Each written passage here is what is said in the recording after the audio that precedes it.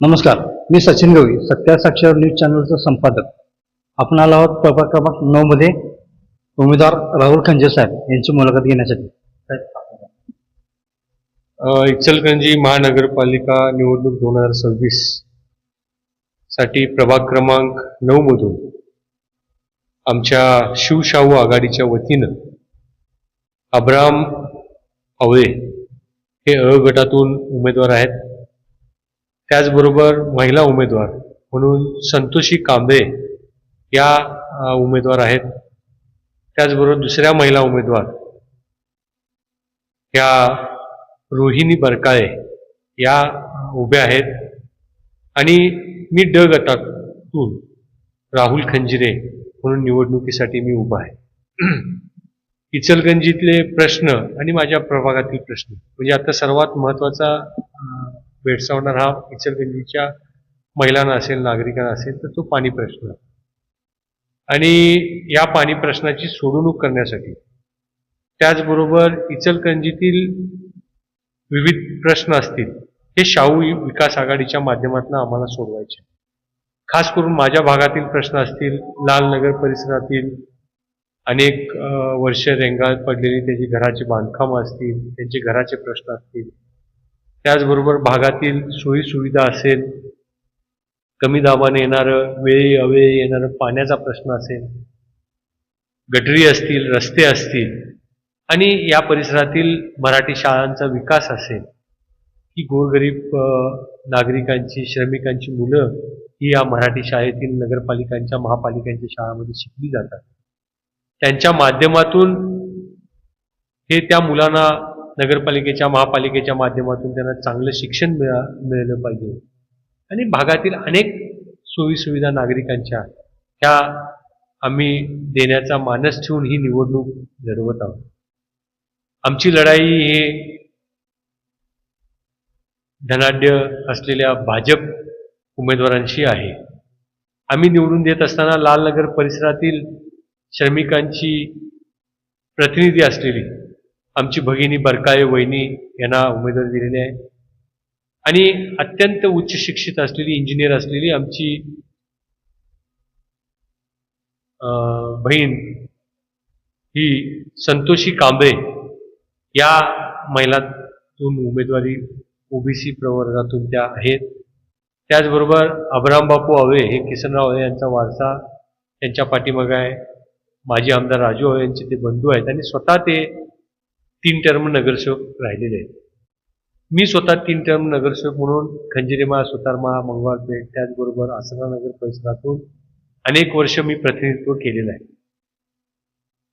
नागरिकांच्या प्रश्नांची आम्हाला जाणीव आहे.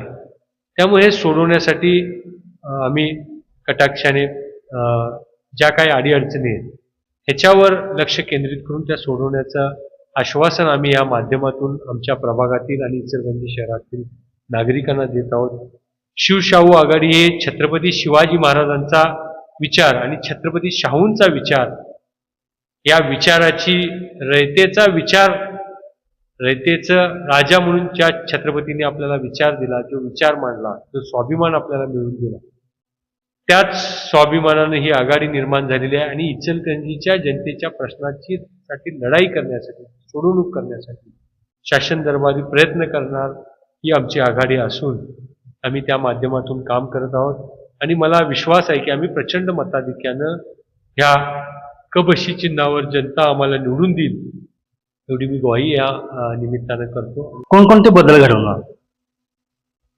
जनतेनं, प्रभागातील जनतेनं, प्रभाग 9 मधील जनतेनं आम्हाला निवडून दिल्यानंतर जे काही आता आम्ही फिरत असताना प्रचारादरम्यान आम्हाला जे प्रश्न दिसले, घरकुलांचा प्रश्न असेल, सोयी सुविधा असेल, पाण्याची स्वच्छता आणि मुबलक पाणी, याचबरोबर प्रभागातील गटरी असतील, रस्ते असतील, ह्या आणि प्रभागातील क्रीडांगण विकसित करणं, ह्या हे मुद्दे घेऊन आम्ही ही निवडणूक लढवत आहोत आणि हे सोडवण्यासाठी आम्ही काम करतो. कित्येक वर्ष झाले पाण्याचा प्रश्न गंभीर चालू आहे इचलकरंजीमध्ये, त्याचा मार्ग निघेल का? जर शासनानं मनामध्ये आणलं तर हा 2 वेळा योजना मंजूर झाल्या इचलकरंजीच्या पाण्याच्या. एक शिरोळ तालुक्यातील दानोळीची योजना होती, वारणा नदीची, आणि दुसरी सुळकुडवरून दूधगंगा नदीची योजना. परंतु नागरिकांच्या विरोधामुळे ही योजना रखडली गेली. परंतु माझं असं मत आहे, विरोध हा होत राहील, परंतु शासनानं मायबाप म्हणून जी भूमिका ह्याच्यामध्ये भाजप सरकारनं घेणं आवश्यक होतं ती घेतली गेलेली नाही आहे. युतीनं ही योजना मंजूर असताना देखील, सर्व असताना देखील अंमलबजावणी केल्याने अनेक अडथळे याच्यामध्ये निर्माण झाले. त्यामुळं भाजपच्याच काळात, आमच्या काळात झालेली योजना, मंजूर झालेली योजना ही भाजप सरकारच्या काळात ही रखडलेली आहे, ती त्यांनी चालू करणं त्यांच्या हातात आहे.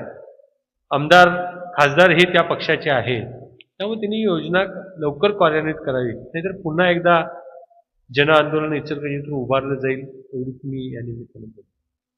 सत्य साक्षीदार या न्यूज चॅनलच्या माध्यमातून तुम्ही जनतेला काय संदेश द्याल? मी इचलकरंजी शहरवासियांना, शिवशाहू आघाडीच्या वतीनं आणि प्रभाग नंबर 9 मधील नागरिकांना, तुम्ही आम्हाला नगरसेवक म्हणून पाठवल्यानंतर आम्ही ह्या प्रभागातल्या आणि ह्या शहरातले अनेक प्रश्न हे सोडवण्याचा प्रामाणिकपणानं प्रयत्न करू, हे आहे. या निमित्तानं मी आपल्याला आश्वस्त करतो.